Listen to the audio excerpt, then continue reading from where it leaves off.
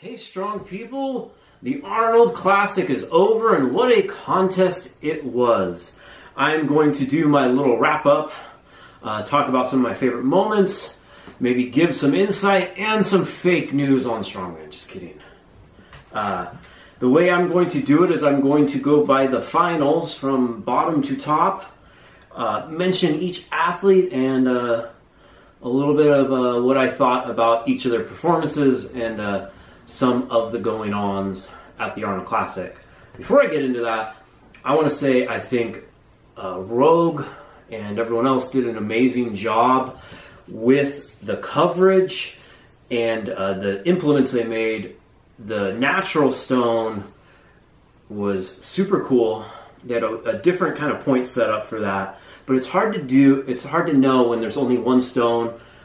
It's only one weight. You know, you can't keep raising the bar like on a deadlift. It's 410 pounds. That's what it weighs. So it makes sense to kind of break it up where not everyone's just going to zero it if they don't get it to shoulder and go like this. You know, so you got points if you just broke it off the ground. You got points to get it to your lap. You got points to get it to your chest. And more points for getting it here. So it's been done before at the Arnold. They did it with the axle in the past, so it makes sense on a new event. Going forward, they might change things up, but you know, to ensure, because they don't know exactly how it's going to go, it makes sense. I think the axle that was made was an amazing piece of equipment. I don't like the event order. I think there was a different event order originally, which had the timber carry being last and the axle right before the deadlift. I think that would have been much better. You noticed on the axle performances that a lot of athletes were just done. Like, you know, after 2 days at the Arnold, then having to wait, there's a big break in between the second to last event and the last event at the finals. So they're pretty cooked by that point. I was been backstage helping Robert Oberseer. He went and he was just like, oh, I'm exhausted. And I, you know, being backstage with others, a lot of others felt that by the last event. Other thoughts, the deadlift, of course, was amazing.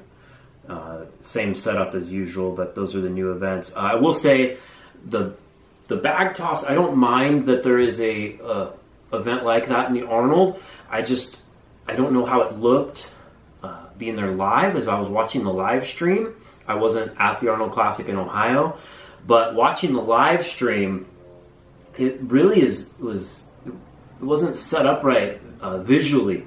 You have a black frame they have to throw it across. You have a black stage, a black background, and black bags with this little print on them that says the weight and Rogue.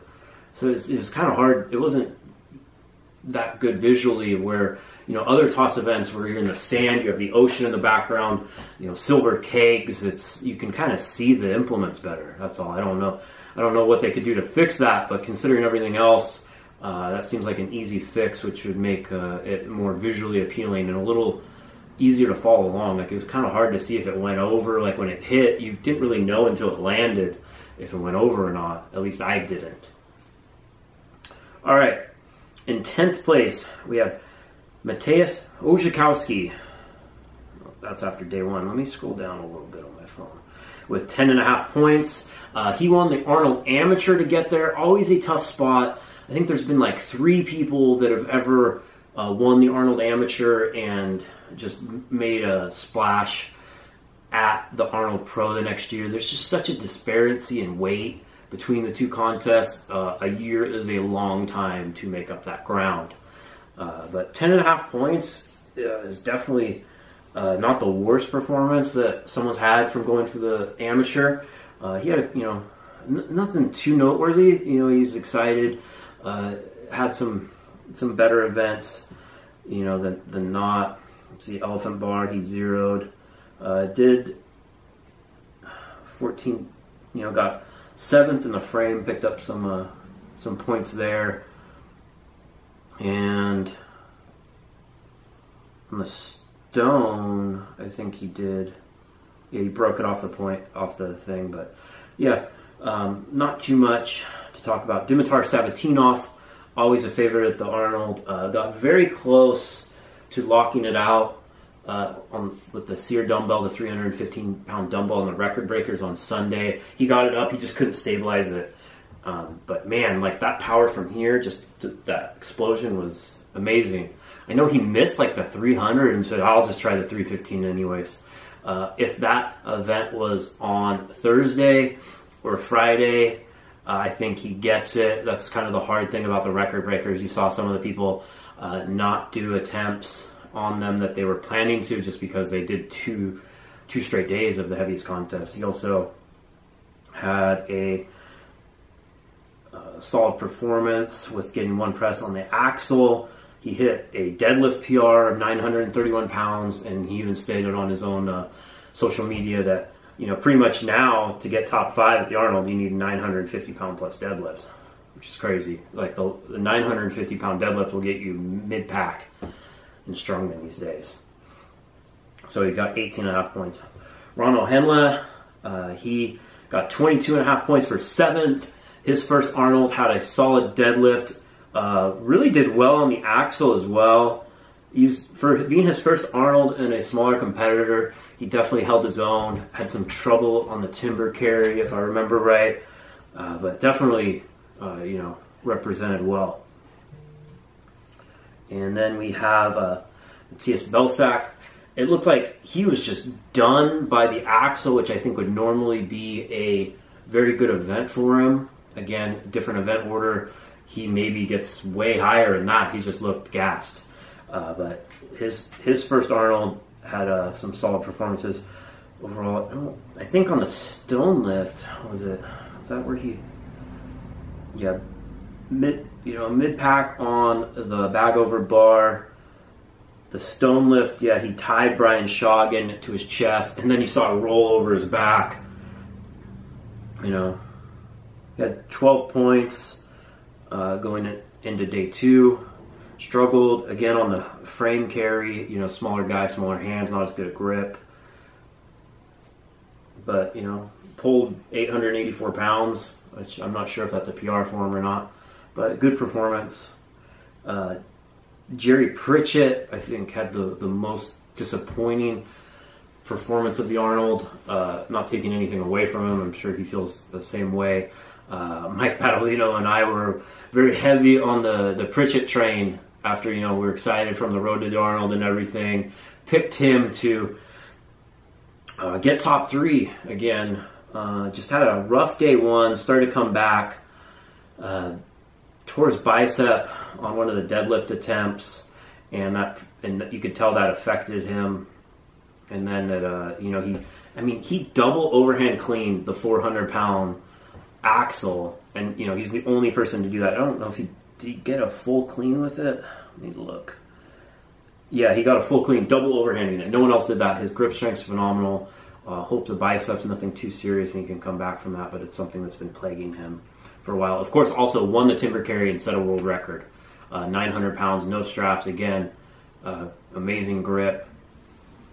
But he had like 4.5 points, I believe, after day 1. So he picked up big points on the final day, even despite tearing his bicep. JF Caron of Canada making his debut. Been a while since a Canadian has competed at the Arnold Classic, if ever. I think maybe Hugo Girard had it one time. I'd really have to look. But he ended up in, 5th place, which is about where I picked him on the preview podcast, with 28 points, just 1 point off of 3rd, really, because Shivlikov and Kieliszkowski tied. Phenomenal deadlift. I mean, he really shook that up. He looked so strong on that mid-pack on the timber carry, his deadlift. He deadlift 1021 for 2nd place. It's hard to say one of the smaller guys. The guy's freaking jacked, but he's not 6'8". But he's 1021 on the deadlift. I think that was a 20-pound PR. I think the highlight of his contest. The contest for him, and he looked so smooth going up to that. As it went up, it felt like that last pull, as more and more plates, undulates more and more, and it started to throw him off. But yeah, definitely an amazing performance by Karan, getting top 5 of his first Arnold. And then we have Mateusz Kieliszkowski. What else is there to be said but his stone performance? I mean, that was the biggest feat of the Arnold. That was the event where, you know, it might have got him 10 points, but relative to everyone else, he got like 20, if you understand what I'm saying. Like, it was just, he was so far beyond. No one else even did it twice, and he did it 4 times, relatively easy. Just phenomenal. Unfortunately, his back, I think he has prior back issues or even had some surgeries in the past, even though he's young. And if you notice, like on all of his events, even on that, he stays very upright. He doesn't hinge at the hips and extend his hips forward. He more just kind of squats it straight up, and then here he really flings it up using his arms. He's very strong with his arms, probably why he won the plane pole at World's Strongest Man last year, but he just can't, he doesn't have the hinge down right. And you know, he just had a surgically repaired tricep, and you saw that him struggle with the lockout on the axle, so that's concerning, and I really hope he heals all that up so we can see him compete for years to come, because he's such a fun competitor to watch. So it just, you know, lost a tiebreaker. I don't know how that all works. Shivlikov, the dark horse of the contest. I said this on the Strong Talk podcast that no one pays attention to Mikhail Shivlikov. He ends up in 3rd place. He's always super consistent at the Arnold. You know, I think people paid attention this time. I mean, you couldn't after he just gushed blood everywhere, like Shamu to the front, you know, the front stage, just splashing everyone on his last deadlift attempt. Probably the gutsiest pull out of everyone, getting that one out. Just consistent across the board, never first, except for the axle, but he was, you know, super consistent staying in that, you know, and even usually he's like in the past couple years he's been like always 4th or 5th. He got a couple of 2nds and 3rds in there, and he made his first podium. Brian Shaw looked good. I think his hamstring's still bothering him a little bit, that he's had off and on issues with. I know he said he tore it at Worlds. He said it was bothering him after the Arnold, you know, a couple of years ago. So it's definitely affecting him, even though he's still so strong. He's still able to deadlift over 1,000 pounds, but it's definitely shaky, and usually that's a sign of your hamstrings just not wanting to cooperate. Went for broke instead of the tie on the bag over bar. I see a lot of comments on if that was a good idea or not. I think it was. Brian Shaw is the most strategic and methodical strongman in the sport, and I think he lays out. I bet he does like a spreadsheet and says, I think, you know, Thor's gonna place here, I'm gonna place there. He'll get me there. He's realistic with that, and I assume by his calculations, the bag over bar was an event he needed to win to end up winning the Arnold. So him doing attempts like that is, you know, I'm sure, you know, he knows better than anyone what's at stake and if that was a necessary risk. And it looks like he believed it was, even if it didn't work out, like going for the tie or, you know, a little bit less weight to move above Karan, but take a safe second in the deadlift instead of dropping to 3rd. But where the most points he lost was in the stone lift. And, you know, I thought coming in, he went to the training hall to practice on that stone, and he's so methodical, I thought he'd have an edge. But looking back, you know, Brian Shaw's so tall, and he's always been good at Atlas stones, but he's never really, if you look, because he's so tall, he never really has to fully extend and push his hips through like some of the shorter athletes. And to do a stone to shoulder, you really need to drive your hips all the way through, so it's just maybe something he's never really had to do in his career. So that could have been an issue. And also, he's so damn big. When you saw he was trying to do the transition here, it just seems like it was kind of like getting hung up just with his upper body mass, wasn't allowing him to kind of rotate the stone up under his shoulder as well. It just kind of stuck to his chest. But a lot of people are pointing out his attempts, but the stone lift is him getting 6.5 points in that, tying with Belsack, is what cost him the most points in the contest. But hopefully, he's healthy. Look, other than that, he's pretty consistent. Just a clip off the winner, Hafthor Bjornsson, his first major international title, long overdue. Thor is such a talent.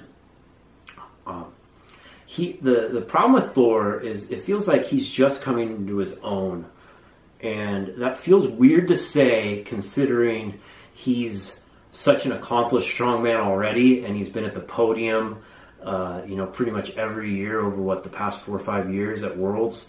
But you have to remember, when he came into strongman, he'd been training for like a year. He already made the World's Strongest Man finals, so he's been playing catch up. He never really had time in the amateurs, kind of building that base and learning the sport as much as some of the other athletes. So, we've been seeing just someone who's just getting by on their freak athleticism and hasn't had that same amount of time developing their base strength. I know has a lot of people helping him more. He seems like he has more, he obviously, I'd assume has more financial freedom, so he's able to focus more on his training and recovery methods and really dial it in. Seems like his acting schedule was a little bit less this past year.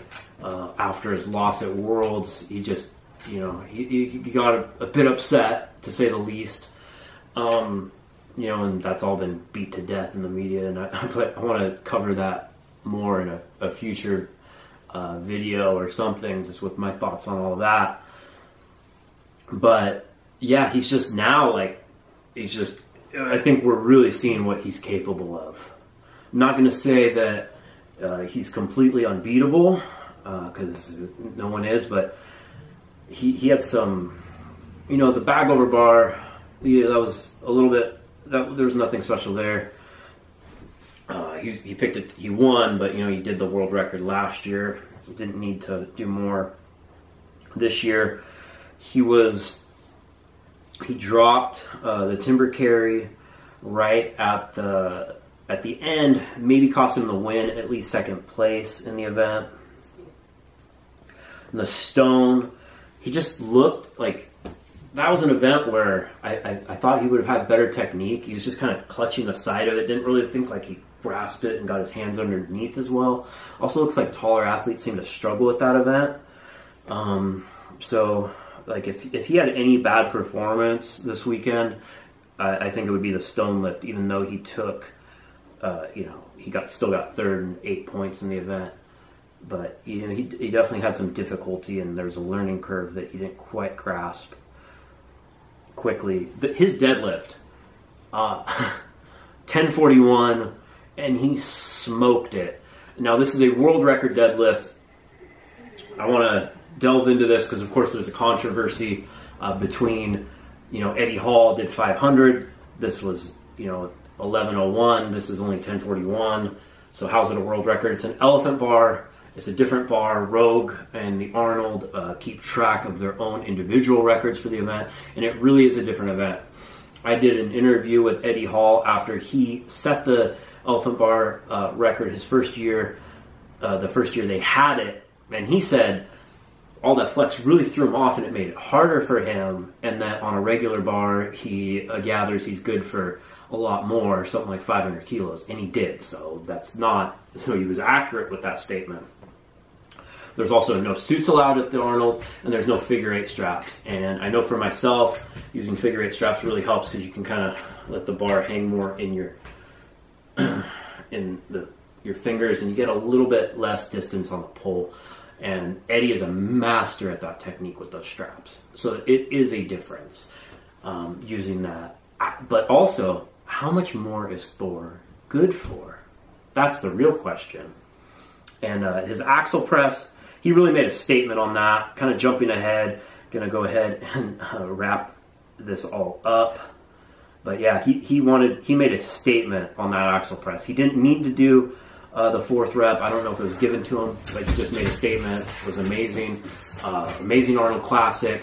Thanks for watching. I'm Kalle Beck. Go to store.startingstrongman.com for all of your needs, including my new book, How to Train Strongman in a Regular Gym. And visit startingstrongman.com for all of your latest strongman news.